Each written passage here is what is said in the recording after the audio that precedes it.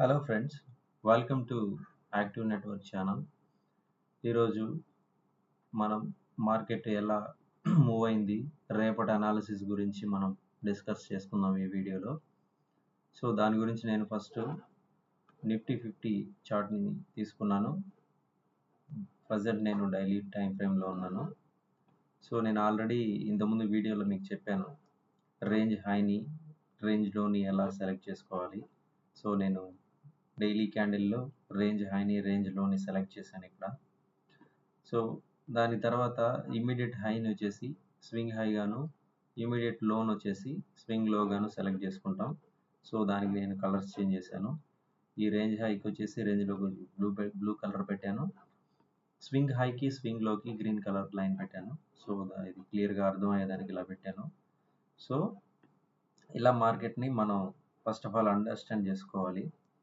So యాక్చువల్గా first of all ఎందుకు market ఇంత హైకి పెరిగి సడన్గా ఇలా పడిపోవడానికి కారణం ఏంటి అంటే, ఈరోజు మేజర్ రీజన్ వచ్చేసి యాసెంజర్ అనే ఒక యుఎస్ కంపెనీ తన వాల్యూని గ్రోత్ని తగ్గించుకుంది. సో నంబర్స్ అయితే బాగానే ఉన్నాయి, బట్ వాళ్ళు ఏదో రీజన్తో దాని వాల్యూని తగ్గించుకున్నారు. సో ఆ రీజన్తో ఇండియన్ స్టాక్ మార్కెట్ మీద ప్రెషర్ పడింది. అన్నీ కాదు, ఓన్లీ ఐటీ సెక్టార్లోనే ఎక్కువ ప్రెషర్ పడింది. ఇన్ఫోసిస్ కానీ, ఐటీ దిగ్గజాలు ఇన్ఫోసిస్, మైక్రోసాఫ్ట్, టీసీఎస్, హెచ్సిఎల్ టెక్ ఇలాంటి కంపెనీల్లో మ్యాక్సిమం హెవీ సెల్లింగ్ జరిగింది. సో ఆ రీజన్తో మార్కెట్ క్రాష్ అయింది. సో ఇప్పుడు మార్క్ చేసుకున్న లెవెల్ మనం డైలీ టైం ఫ్రేమ్లో కాబట్టి మనం దీన్ని ఇలా డైలీ టైం ఫ్రేమ్లో సెలెక్ట్ చేసుకునేది జస్ట్ మనం మార్కెట్ డైరెక్షన్ తెలుసుకోవడం కోసమే కదా. సో ఇప్పుడు నేను స్మాల్ టైం ఫ్రేమ్కి అంటే 15 మినిట్స్కి చేంజ్ చేస్తాను. 15 మినిట్స్కి చేంజ్ చేసిన తర్వాత మనకు ఒక క్లియర్ వ్యూ కనబడుతుంది. సో మీకు కూడా ఇప్పుడు క్లియర్గా కనబడుతుంది. సో డైలీ టైం ఫ్రేమ్లో మనకు డైరెక్షన్ అర్థమవుతుంది.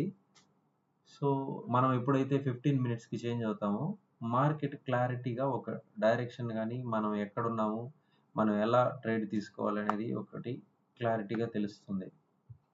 సో అలాగని మనం డైరెక్ట్గా 15 మినిట్స్ క్యాండిల్ యూస్ చేసుకొని ట్రేడ్ అయితే తీసుకోకూడదు. ట్రేడ్ తీసుకోవడానికి ఇంకా మనం లోవర్ టైం ఫ్రేమ్కే వెళ్ళాలి. సో దానికోసం 5 మినిట్స్కి వెళ్దాం. 5 మినిట్స్కి వెళ్తే మనకు ఒక క్లారిటీ వస్తుంది. సో ఇది 5 మినిట్స్, సారీ దీంట్లోనే 5 మినిట్స్కి వెళ్దాం. సో 5 మినిట్స్ టైం ఫ్రేమ్కి వచ్చామంటే మనకు ఒక క్లారిటీ వస్తుంది. సో ఫ్రెండ్స్ మీరు చూసారంటే ఇక్కడ చూడండి, నేను కొంచెం బ్యాక్ సైడ్ లాగుతుంది. మార్కెట్ ఒక్కసారిగా 200 పాయింట్స్ డౌన్ఫాల్ అయింది.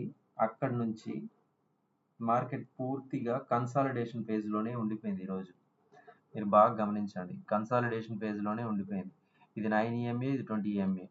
ఈ రెండింటిని క్రాస్ చేయలేదు. ఎప్పటి వరకు 9:15 నుంచి మ్యాక్సిమం 3 o'clock వరకు మార్కెట్ రేంజ్ బౌండ్లోనే ఉండిపోయింది. సో 3 o'clock పైన కూడా రేంజ్ బౌండ్లోనే ఉంది, బట్ బ్రేక్అవుట్ అయితే ఇచ్చింది. 20 EMA, 9 EMA పైన వెళ్ళి మార్కెట్ సస్టైన్ అయింది. సో దీనికి గల కారణాలు ఏంటంటే మనం ఆల్రెడీ డిస్కస్ చేసుకున్నాం. యాక్చువల్గా G7 సమ్మిట్లో యుఎస్ ఇరాన్ ఒక అగ్రిమెంట్ ఈరోజు జరగాల్సి ఉండేది. సో ఇజ్రాయెల్ లెబనాన్ కాన్ఫ్లిక్ట్ వల్ల అది పోస్ట్ పోన్ అయింది. సో అదొక రీజను. ఇంకొకటి ఏంటంటే డాలర్ రేట్ వచ్చేసి బలపడుతుంది, అదొక reason. Even gold and silver prices కూడా ఈరోజు చాలా వరకు డౌన్ఫాల్ అయ్యాయి.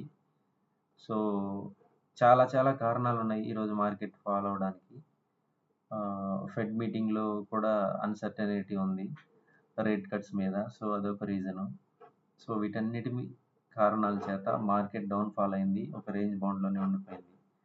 సో రేపటి గురించి అనాలిసిస్ ఎలా ఉంటుందో మాట్లాడుకోవాలంటే ఫస్ట్ ఆఫ్ ఆల్ మనం ఈరోజు మార్కెట్ని క్లియర్గా అర్థం చేసుకునే ప్రయత్నం చేద్దాం. ఈరోజు క్లియర్గా ఈ రేంజ్ బౌండ్లోనే ఉండిపోయింది. సో ఇక్కడ మాత్రం బ్రేక్అవుట్ ఇచ్చి న్యూ రేంజ్ హై వరకు వచ్చింది, కానీ దాన్ని క్రాస్ చేసే ప్రయత్నం అయితే చేయలేదు. సో రేపు కనుక మార్కెట్ ఈ రేంజ్ హైని క్రాస్ చేసి 15 మినిట్స్ క్యాండిల్స్ 2 or 3 క్యాండిల్స్ ఈ రేంజ్ హై పైన సస్టైన్ అయితే మార్కెట్ మళ్ళీ ఈ స్వింగ్ హై వరకు వెళ్ళేదానికి అవకాశం ఉంటుంది. సో ఎందుకంటే ఇప్పుడున్న జియో పొలిటికల్ న్యూస్లు, అన్సర్టనిటీ, వీటన్నిటి కారణాల చేత మార్కెట్ నేనైతే వెంటనే స్వింగ్ హై వరకు వెళ్తుందని అయితే అనుకోవట్లేదు. సో బట్ మార్కెట్లో ఏదైనా సాధ్యమే. మార్కెట్ వెంటనే కూడా పెరగడానికి సాధ్యమే. ఎందుకంటే మనకు ట్రంప్ గారు చెప్పే రోజుకు ఒక న్యూస్ చెప్తున్నాడు. ఒకరోజు పాజిటివ్ న్యూస్ చెప్తాడు, ఒకరోజు నెగిటివ్ న్యూస్ చెప్తాడు. ఒకరోజు యుద్ధాన్ని ఆపేస్తున్నాను అంటాడు, ఇంకో రోజు యుద్ధం చేస్తాడు. సో ఈ కారణాల చేత మార్కెట్ చాలా అన్సర్టనిటీగా ఉంది. So more than 3 or 4 candles ఒక కన్ఫర్మేషన్ రాకుండా 15 మినిట్స్లో మనమైతే రేపు బై సైడ్ అయితే ఉండకూడదు. సో ఒకవేళ ఒక 3 క్యాండిల్స్ 15 మినిట్స్ క్యాండిల్ ఈ రేంజ్ హైలో కన్నా సస్టైన్ అయ్యి ఇక్కడ కనుక మనకు 9 EMA 20 EMA కాడ బ్రేక్అవుట్ వచ్చిందంటే అప్పుడు మనం 24,200 వరకు మార్కెట్ వెళ్ళేదానికి అవకాశం ఉంటుంది.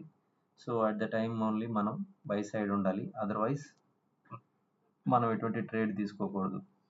సపోజ్ మార్కెట్ ఇక్కడ నుంచి ఒక క్యాండిల్ పైకి వెళ్ళి మార్కెట్ సస్టైన్ అవ్వకుండా మార్కెట్ రిటర్న్ అయిందంటే మనం ఆల్రెడీ డిస్కస్ చేసుకున్నాం ఎప్పుడు మనం ఎంట్రీ తీసుకోవాలనేసి.